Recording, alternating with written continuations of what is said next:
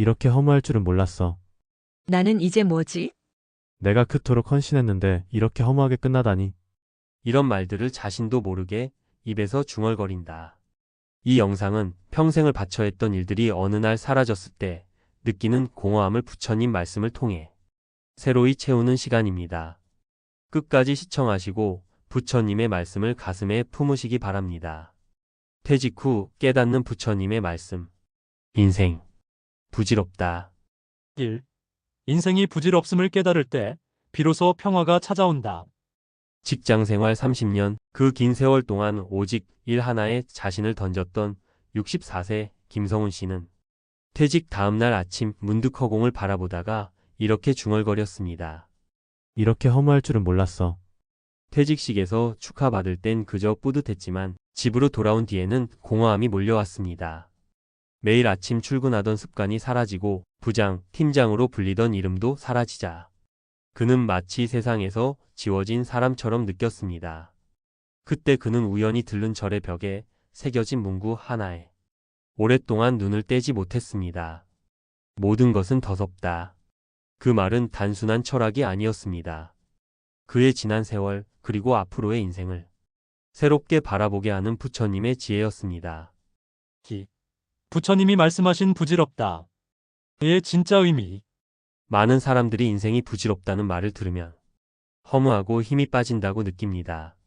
하지만 부처님께서 말씀하신 부질없음은 세상을 부정하라는 뜻이 아닙니다. 무상을 아는 이는 지혜로운 자요. 무상 속에 머무르려는 이는 어리석은 자다. 법구경. 부처님께서 보신 세상은 허무한 세상이 아니라 변화하는 세상이었습니다. 모든 것은 변하고 사라지고 다시 태어납니다. 그 순환을 인정할 때 비로소 우리는 자유로워집니다. 즉 부질없음은 허무가 아니라 해탈의 시작입니다. 3. 퇴직 후 느끼는 부질없음. 의 공허함. 퇴직 후의 공허감은 누구에게나 찾아옵니다. 아침에 일어나도 더 이상 갈 곳이 없고 명함을 내밀던 손이 허전하고 회의와 보고로 가득하던 하루가 텅 비어버립니다. 이 시기에는 내가 누구인가? 라는 근원적인 질문이 올라옵니다. 평생 직함으로 살아왔던 사람은 그 직함이 사라질 때 자신의 존재가 함께 무너지는 듯한 착각을 느낍니다. 하지만 부처님은 이렇게 말씀하십니다. 너 자신이라 믿는 그 나조차 실체가 없느니라. 암경. 우리가 평생 붙잡고 살아온 나의 직업, 나의 명예, 나의 재산. 그 모든 것은 결국 흘러가는 인연의 한 장면일 뿐입니다. 4. 부질없음을 깨닫고 다시 태어난 사람들. 하나. 회사의 인생을 바친 남자의 깨달음. 퇴직 전 그는 회사가 내 인생이라고 말하던 사람입니다. 하지만 막상 퇴직을 하고 나니 그 회사는 그를 단 하루도 기억하지 않았습니다. 자리를 비우자마자 누군가 그 자리를 채웠고 그가 10년간 정성 들여 만든 시스템은 새로운 이름으로 바뀌었습니다. 그는 분노했습니다. 내가 그토록 헌신했는데 이렇게 허무하게 끝나다니. 그러나 저를 다니던 친구가 이런 말을 했습니다. 그게 바로 부처님의 부질없음이야. 그걸 인정하면 마음이 훨씬 가벼워져. 그는 처음엔 이해하지 못했지만 명상을 배우면서 조금씩 깨닫기 시작했습니다. 모든 것이 변한다. 그게 자연스러운 것이다. 그 이후 그는 회사가 아닌 삶을 바라보게 되었습니다. 지금 그는 퇴직금 일부로 텃밭을 가꾸며 지냅니다. 그는 말합니다. 이제야 내 인생이 내 것이 된 것 같습니다. 둘. 자식을 위해 살던 어머니의 눈물. 67세 박영자 씨는 평생 자식을 위해 살았습니다. 그녀의 삶엔 나라는 단어가 없었습니다. 그런데 자식들이 결혼하고 떠난 뒤 집에 홀로 남은 순간 갑자기 눈물이 쏟아졌습니다. 나는 이제 뭐지? 그때 그녀는 법구경의 한 구절을 읽었습니다. 사랑하는 것도 미워하는 것도 결국 덧없다. 마음을 비우면 고요함이 찾아온다. 그녀는 그날 이후 자식에게 전화하는 횟수를 줄이고 자신을 돌보기 시작했습니다. 서예를 배우고 절에서 명상을 하며 내가 나를 사랑하지 않았구나. 라는 사실을 깨달았습니다. 지금 그녀는 말합니다. 부질없음을 받아들이니 인생이 다시 아름다워졌어요. 5. 퇴직 후의 인생은 두 번째 수행의 길. 퇴직은 끝이 아닙니다. 새로운 수행의 시작입니다. 부처님은 우리에게 이렇게 말씀하셨습니다. 사람은 나이를 먹어도 배우기를 멈추지 말라. 마음을 닦지 않으면 세월이 곧 괴로움이 된다. 직장에서는 기술을 익혔고 사람을 다뤘지만 퇴직 후에는 마음을 다루는 법을 배워야 합니다. 퇴직 후에 20에서 30년은 일하는 인생이 아니라 깨닫는 인생이 되어야 합니다. 6. 부처님이 가르친 부질없음. 의 세 가지 지혜. 하나, 무상. 모든 것은 변한다. 꽃이 피고 지듯 우리의 직업도 역할도 변합니다. 이 변화를 거부할수록 괴로움은 커집니다. 변화를 인정하는 순간 마음이 한결 편안해집니다. 둘, 무아. 나라는 것도 변한다.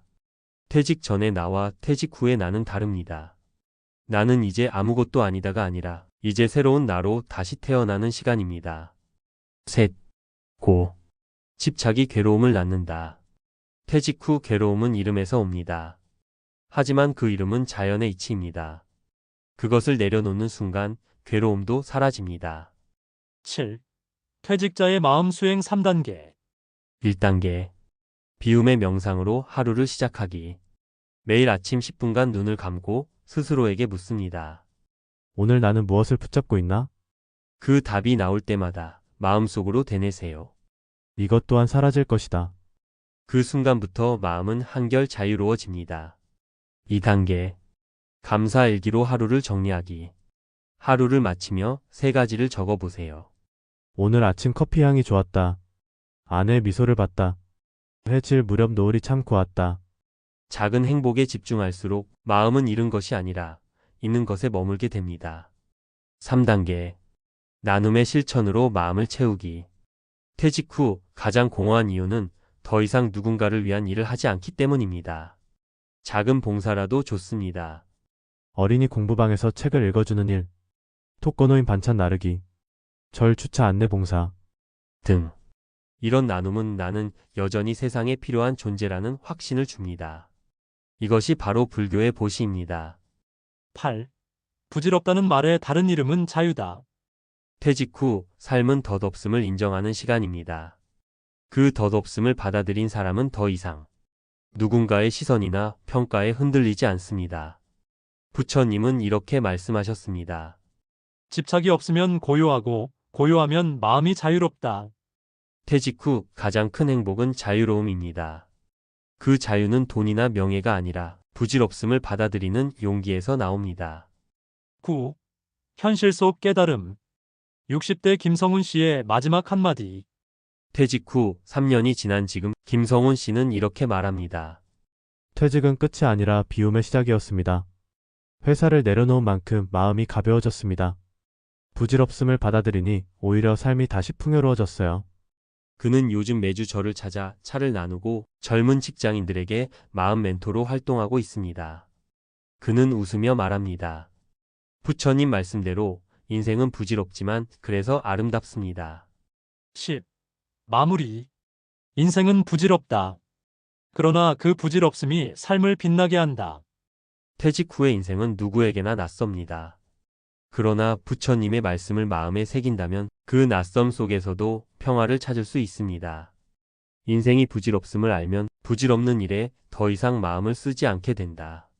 그때부터 진짜 인생이 시작된다. 퇴직은 끝이 아닙니다. 부질없음을 깨닫고 자유를 얻는 제2의 수행의 길입니다. 부질없음을 깨달을 때 인생은 비로소 가벼워지고 빛난다. 이 한 문장을 가슴에 새기고 매일 되뇌어 보세요. 마음의 번민이 눈 녹듯 사라집니다. 오늘도 부처님의 말씀처럼 모든 것을 놓고 있는 그대로의 나를 사랑하는 하루가 되길 바랍니다. 성불하세요. 끝까지 시청해 주셔서 감사합니다. 이 영상이 시청자 여러분께 도움이 되셨다면 좋아요, 댓글, 구독, 알림 설정 부탁드립니다.